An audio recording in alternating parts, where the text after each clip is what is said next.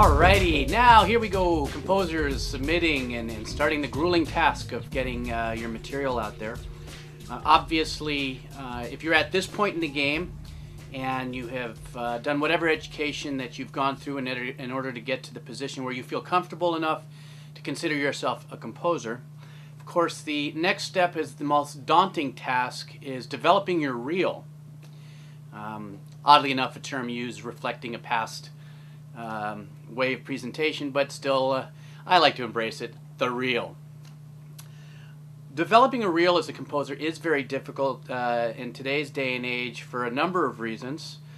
One is the lopsidedness of the amount of composers versus content being produced that require music.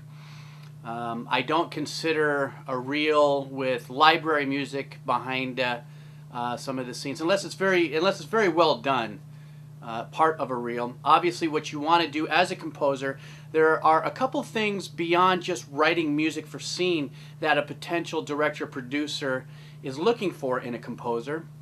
One of the things is obviously compatibility in personality. The composer is part of the artistic arsenal of a director, and the director who's choosing anything from the production designer to makeup, all the way to sound composition, which is a form of the artwork that needs to complete the movie. Right now, like I said, the glut of composers versus content is pretty lopsided. And a lot of times that you're going to see on companies like Craigslist.com, there are some composer-based services out there that for a particular fee or a membership, they might give you under-the-radar opportunities to submit for movies that are not being broadcast to the public yet. Some of these people are getting a hold of some information. And unfortunately, I take that back. Not that it's unfortunate. I think it's part of paying the dues. I did it. Is sometimes you have to do a couple projects for free. That's all there is to it. In most cases, I limited that for myself to shorts, festival shorts and stuff like that. I did have a couple people with feature-length movies come up to me in my early part of my career, and I just went, well, no way.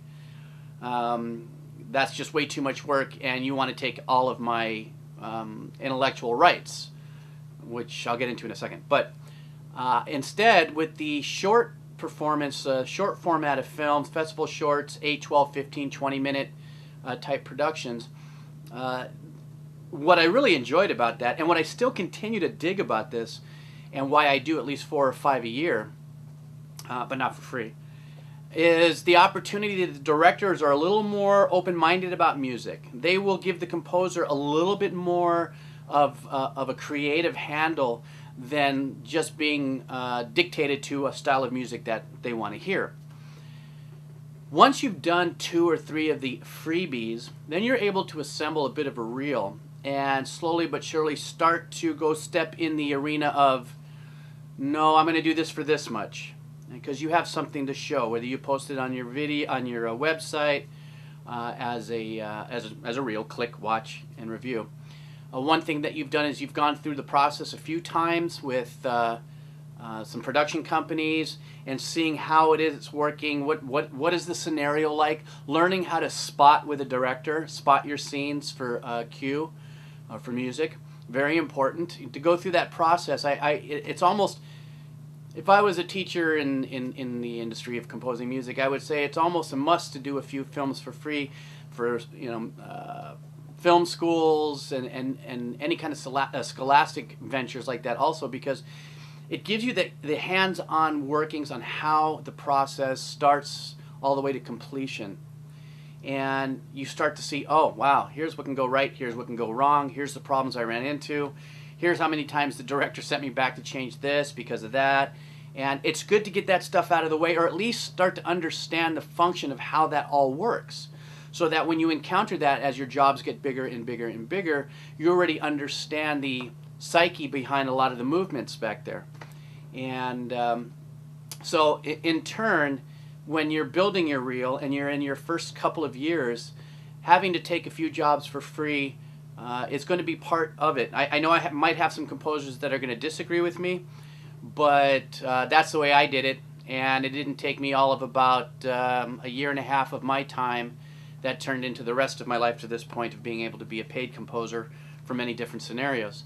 And I have to admit, some of the things that I learned from the earlier segments of doing a lot of this stuff for free, especially with younger directors, younger producers, really helped me cut my teeth for dealing with some of the bigger studios and directors, et cetera, et cetera, et cetera, with my career.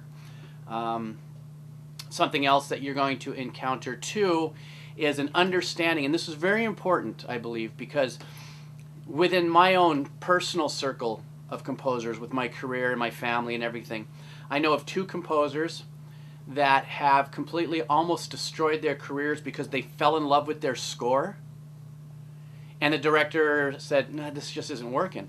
And they actually got argumentative with the director saying, but how could you? This music is so... No, no, no, no, no. Lesson number one, you are a vendor of services to the director. You must listen to the director. Do not fall in love with your own work, because I promise you are going to grate up against your own soul and end up destroying your career if you cannot. I'm not saying that you can't love what you do and turn it in and it doesn't get approved. Well, that sure is a disappointment. Don't fight the director on it. What are you thinking? You're not all that, okay? You're a piece of the puzzle. You know, even though that is a very important piece of the puzzle, you're still under the thumb of the director and everybody involved in that. So that too you are going to learn in this beginner process of being a composer.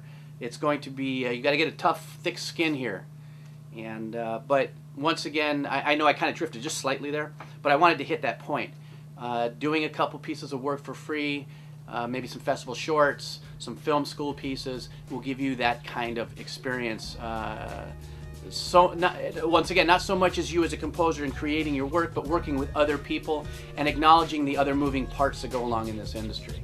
So I think that's very important, and it was a very big piece of my schooling for my success as a composer. So I thought I'd pass that on to you. Okay, see ya.